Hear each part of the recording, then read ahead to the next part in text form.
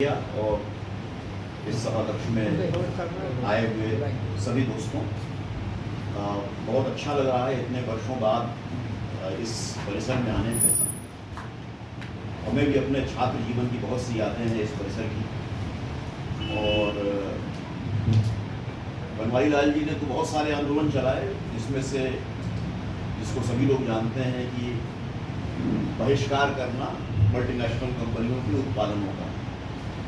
तो उस ज़माने में हमारे पास हीरो बुक हुआ करती थी। तो मैंने शर्मा सर से पूछा कि सर क्या मैं इसको जला दूँ? उन्होंने कहा नहीं, अब खरीद लिया है जलाओ मत, लेकिन अब फिर मत नहीं, फिर स्मरण किए। तो बनवारी लाल जी का एक आंदोलन और था जिसके बारे में कम लोगों को याद है, क्योंकि फिल्मों की बात चल रही है इसलिए मैं कह रहा हूँ कि उन्होंने पोर्नोग्राफी के खिलाफ एक आंदोलन चलाया था। और हम लोग उनके नेतृत्व में, जिसको आजकल राजकरण पैलेस कहते हैं, वहाँ पर एक फिल्म लगी थी मैक्सिको इन फ्लेम्स, लेकिन उसके नाम पे दिखा रहे थे ब्लू फिल्म। तो ये पता चला तो हम लोगों ने वहाँ धरना दे के बंद करवाया। अब तो खैर कोई तरीका ही नहीं है सब रुकने उकने का, ये अलग ज़माना है, डिजिटल युग है।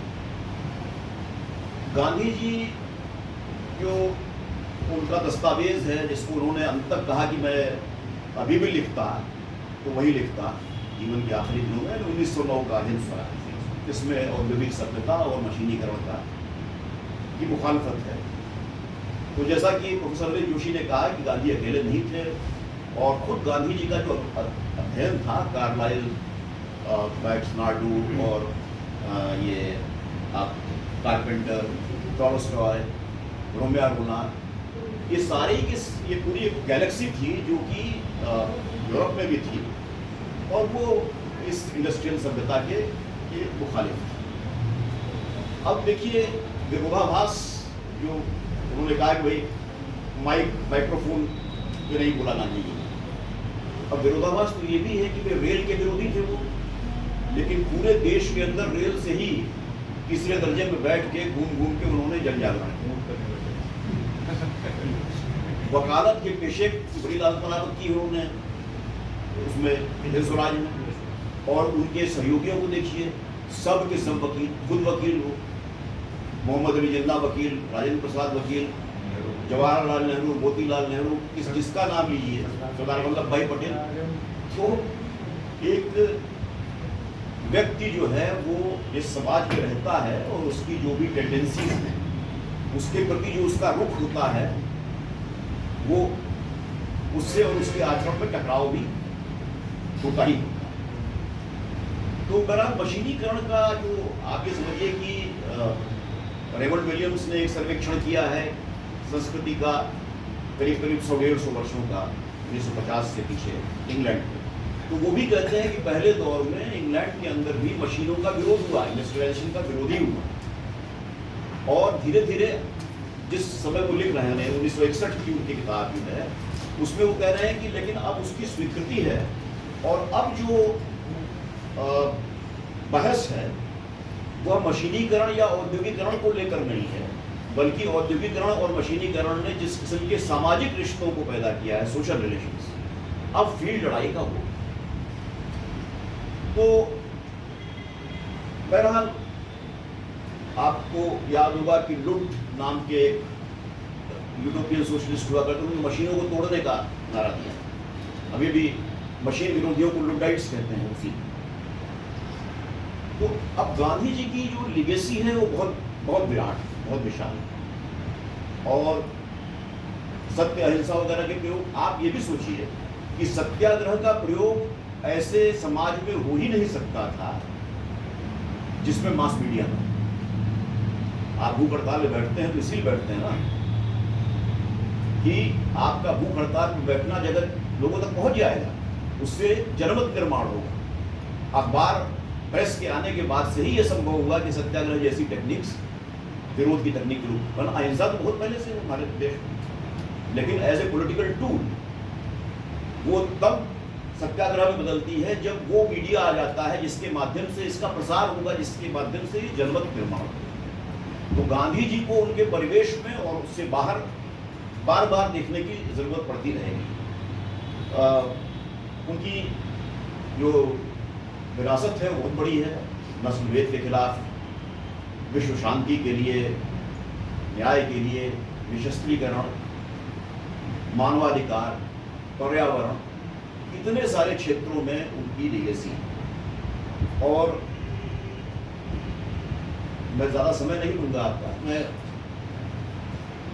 अभी भी, क्योंकि देखिए औद्योगिकरण का जो चरम हो गया है और जो डेवलप्ड सोसाइटीज़ हैं वहाँ पर भी ये सारे प्रश्न उठ ही रहे हैं। कभी कभी पर्यावरण के हिसाब से उठते हैं, कभी मिलिट्री इंडस्ट्रियल कॉम्प्लेक्स जो कुछ कर रहा है उसको लेके उठते हैं वगैरह वगैरह।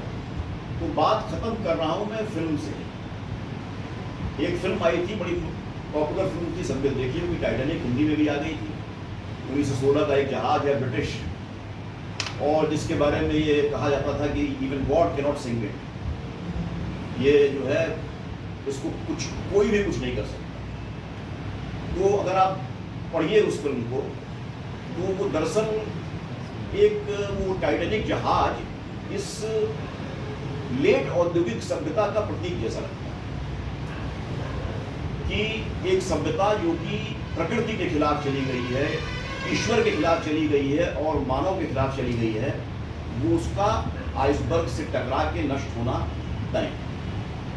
ये एक तरह का संदेश। इसीलिए जब टाइटैनिक देखने के बाद आपको सब लोग सर खींच जाते हैं, कुछ नहीं, कोई आवाज़ नहीं होती। और बचता क्या है आप देखिए, उसके 3 मंजिलें हैं। सबसे ऊपर मंजिले पर एरिस्टोक्रेटिक एक परिवार की स्त्री है, और सबसे निचला जो डेक है उस पर जो है गरीब लोग हैं। तो सोसाइटी के 3 स्तर, वो 3 मंजिलें हैं जो टाइटैनिक हैं। उच्च श्रेणी, मध्यम श्रेणी और निम्न श्रेणी। और उच्च श्रेणी की महिला के साथ जो एक प्रेम होता है इसका निम्न वर्ग के बच्चे का, जो नीचे डेक पर है, अंत में जब वो डूब जाए जहाज, वो लड़का भी नहीं बचता है। अगर बचा कुछ रह जाता है तो प्रेम, जिसको नरेट करते हुए पूरी कहानी सुनाई। मैं समझता हूँ कैमरून ने सोचा हो चाहे ना सोचा हो, ये गांधीवादी अंत है।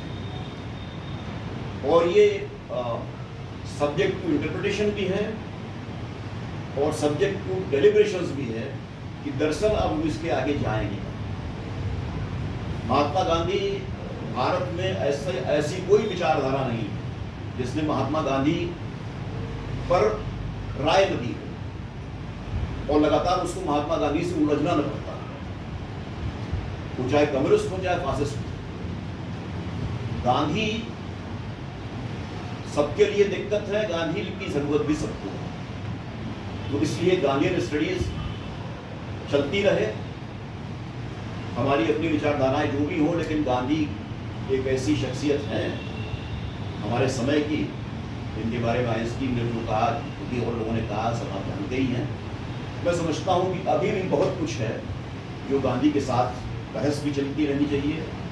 पूजा की वस्तु उनको नहीं बनने देना चाहिए, और उनके विचारों के साथ अभी भी अंतःक्रिया करते हुए भविष्य के रास्ते ढूंढने के बहुत सारे विकल्प हैं।